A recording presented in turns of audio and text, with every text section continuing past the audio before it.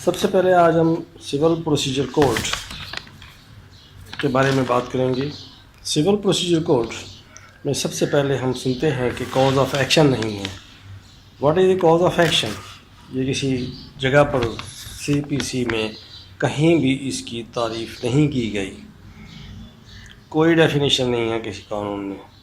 تو ہم بتاتے ہیں کہ کاز آف ایکشن وہ وجہ ہے جو آپ کو کورٹ میں آنے پر مجبور کرتی ہے۔ اس وجہ کو کہ آپ عدالت سے رجوع کر رہے ہیں، کاز، اور آپ کے عمل کو، کورٹ میں آنے کے عمل کو ایکشن، کاز آف ایکشن۔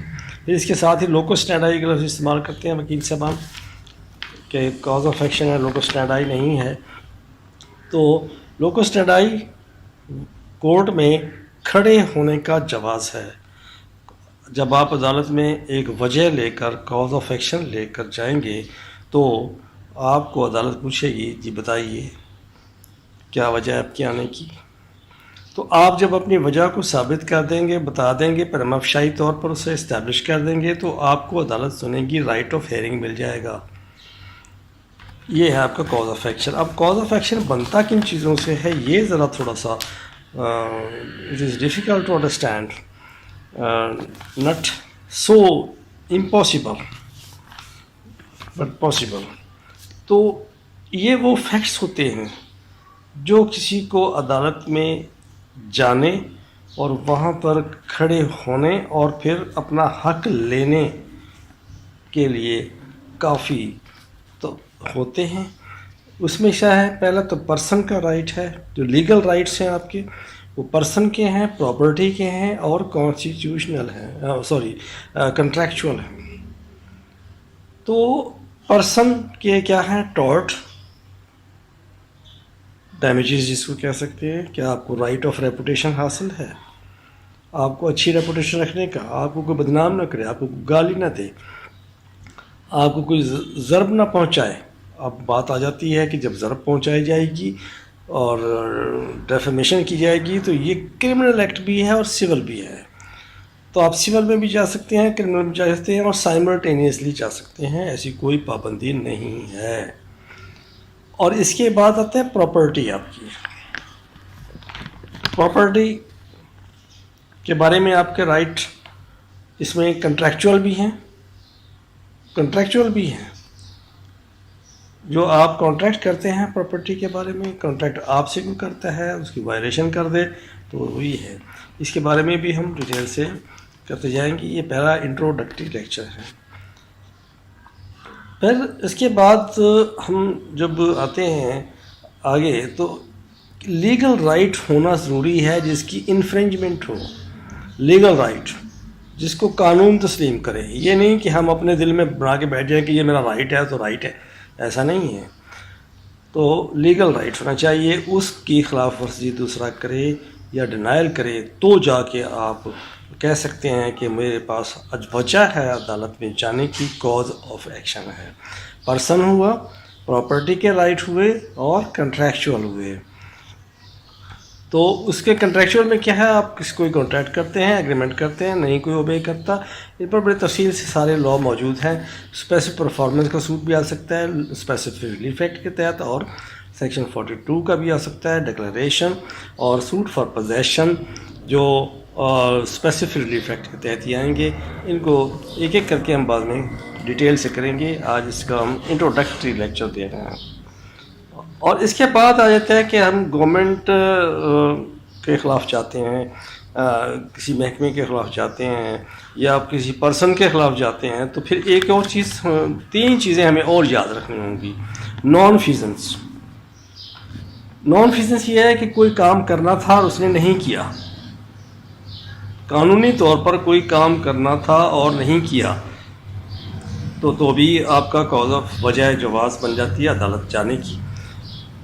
پھر آ جاتا ہے مس فیزنس، ٹرانسگریشن ہے، wrongful execution of lawful duty, wrongful exercise of lawful duty. کسی سرکاری ملازم نے ایک لافل ڈیوٹی تھی جو کہ لا کی، اور لیکن اس نے نہیں کی۔ کوئی عام آدمی بھی لا اس کو پابند کرتا ہے کہ ایسا نہیں کرنا، لیکن وہ کرتا ہے. یہ ہے مس فیزنس. اور میل فیزنس کیا ہے؟ رانگ فل ڈوئنگ ہے، کسی کام کو غلط انداز میں کرنا. یہ پبلک آفیسرز جو سرکاری محکموں کے ہیں، وہ جو کام اس کو اختیار تو ہے کرنے کا، لیکن اس کو مس یوز آف پاورز کرتے ہیں. تو یہ ہے اس کی کیا کہ میل فیزنس. تو یہ چیزیں میں سرسری طور پہ کر رہا ہوں. یہ پورے کے پورے ڈاکٹرائنس ہیں، پورے کے پورے نظریے ہیں، اسکول آف تھاٹ ہے. ایک ایک چیز پر ایک ایک لیکچر بڑی تفصیل سے آئے گا. آج یہ انٹروڈکٹری ہے کہ کاز آف ایکشن کے بارے میں. اس میں نے ایک چارٹ بنایا ہوا ہے اور اپنے بلاگ پہ اس کے پوسٹ بھی کر دیا ہے، تو میں آپ کو کل اس کا اس پہ ریفر بھی کر دوں گا. اس کے بعد آ جاتے ہیں کہ ان فیکٹس کو، جو باتیں ہم کر رہے ہیں ابھی تک کہ پرسن ہے، پراپرٹی ہے، کانٹریکچوئل ہے، فیزنس، مس فیزنس، نان فیزنس، میل فیزنس، ان کو اب ثابت بھی کرنا ہے. تو وہ کون سے فیکٹس ہیں جو ثابت کرتے ہیں، ان کو کیا کہیں گے؟ تو جب تک ان کو ثابت نہیں کریں گے اس وقت تک اپنے فیور میں ججمنٹ نہیں لیں گے، کیونکہ کاز آف ایکشن کا پہلے دن سے لے کر اور ڈے آف ججمنٹ تک دعوے میں برقرار رکھنا ضروری ہے. اس کو ثابت کرنا اور برقرار رکھنا ضروری ہے. اگر کاز آف ایکشن برقرار نہیں ہے آخری دن بھی، تو آپ کا پلینٹ اڑ سکتا ہے، ریجیکٹ ہو سکتا ہے، دعویٰ خارج ہو سکتا ہے. تو اس میں فیکٹا پروبینڈا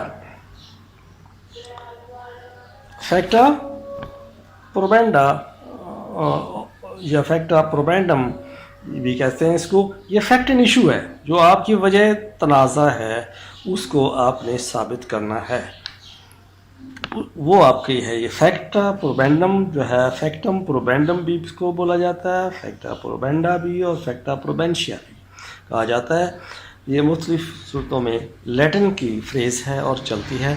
میں اس کو اپنے لاہور اکیڈمی آف لاء کے پیج پر مکمل طور پر اسے پوسٹ کر دوں گا.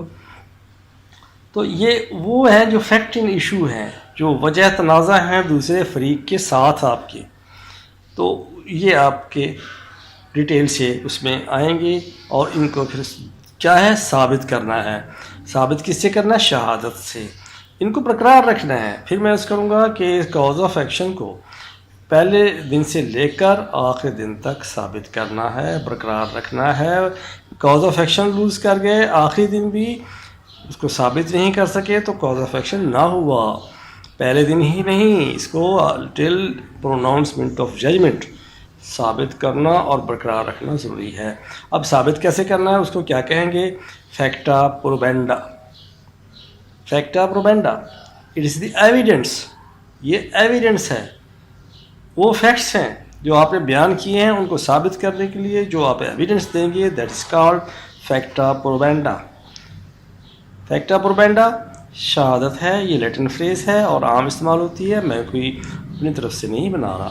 اور ان پر ڈیٹیل سے وہ شہادت دیں گے. آپ شہادت دیں گے تو اس کے بعد آپ کے جو پہلے آپ نے فیکٹس بیان کیے ہیں، جو آپ کی نے وجہ بیان کی ہے کورٹ میں آنے کی، اور کورٹ میں آپ کو رائٹ آف ہیئرنگ ملا، لوکس اسٹینڈائی ملا، تو ان کو ثابت کرنے کا آپ کو پورا حق ہے اور موقع دیا جائے گا. دوسری پارٹی جو ڈیفینڈنٹ ہے اس کو بھی موقع دیا جائے گا کہ وہ اسے کی تردید کرے، اس کا ڈیفینس کرے. تو اس بارے میں یہ سارے ڈاکٹرائنس ہیں، اور یہ اتنا چھوٹا نہیں ہے جتنا میں نے آج دیا، کہ اگلے لیکچر میں انشاءاللہ میں اس کاز آف ایکشن کی ایک ایک ٹرمینالوجی کو آپ کے سامنے کس قانون کے تحت کیا ہے. جس طرح ہم نے کہا کہ پرسن کے رائٹ ہے، ٹارٹ لاء کے تحت بھی آتا ہے، اور یہی کرمنل لاء میں بھی آئے گا، یہی سول میں بھی آ جاتا ہے. اور اسی طرح پراپرٹی کے بارے میں بھی رائٹس جو ہے نا وہ سول بھی ہے، وہ طرف بھی چلا جائے گا، کرمنل کی طرف بھی چلا جائے گا. لیکن لیگل رائٹس ہیں یہ بندے کے، پرسن، پراپرٹی اور اس کے کانٹریکٹ کے. تو یہ لیگل رائٹ سے مراد یہ پھر میں عرض کروں گا کہ وہ ہیں جو لا تسلیم کرتا ہے، یہ لا آپ کو دیتا ہے کسی بھی سبسٹینٹیو لا کے تحت ان کو دیا گیا ہے، یا کانسٹیٹیوشن نے آپ کو دیے ہیں. کانسٹیٹیوشن کی روشنی میں قانون کی انیکٹمنٹ کی جاتی ہے. تو انشاءاللہ اگلے لیکچر میں پھر میرے ساتھ رہیے گا.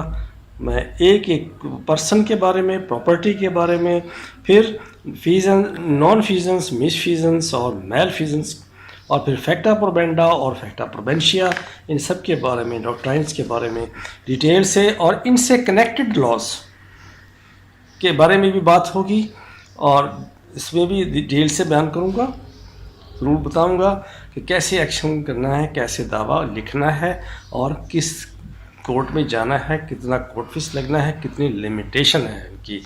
تو انشاءاللہ میرے ساتھ رہیے گا. اللہ حافظ.